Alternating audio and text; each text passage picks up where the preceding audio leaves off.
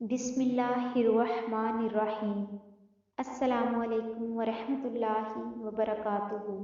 مفسدات سے کیا مراد ہے؟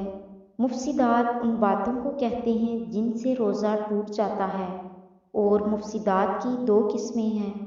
ایک وہ جن سے صرف قضا واجب ہوتی ہے، دوسری وہ جن سے قضا اور کفارہ دونوں واجب ہوتے ہیں۔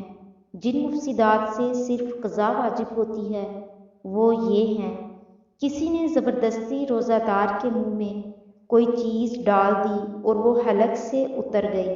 روزہ یاد تھا اور کلی کرتے وقت بلا قصد حلق میں پانی اتر گیا۔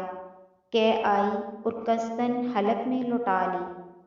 قصداً منہ بھر کے قے کر ڈالی۔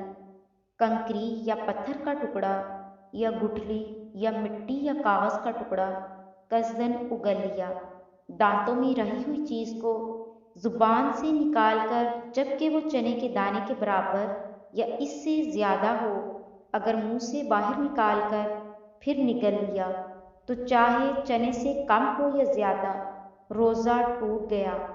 کان میں تیل ڈالا، نسوار ناک میں ڈالی، دانتوں میں سے نکلے ہوئے خون کو نگل لیا جبکہ خون تھوک پر غالب ہو، بھولے سے کچھ کھا پی لیا اور یہ سمجھ کر کہ روزہ ٹوٹ گیا، پھر قصداً کھایا پیا یہ سمجھ کر کہ ابھی صبح صادق نہیں ہوئی، سحری کھا لی، پھر معلوم ہوا کہ صبح ہو چکی تھی۔ رمضان شریف کے سوا اور دنوں میں کوئی روزہ قصداً توڑ ڈالا، ابر یا غبار کی وجہ سے یہ سمجھ کر کہ آفتاب غروب ہو گیا، روزہ افطار کر لیا حالانکہ ابھی دن باقی تھا، ان سب صورتوں میں صرف ان روزوں کی قضا رکھنی پڑے گی جن میں ان باتوں میں سے کوئی بات پیش آئی ہے۔ کن صورتوں میں قضا اور کفارہ دونوں واجب ہوتے ہیں؟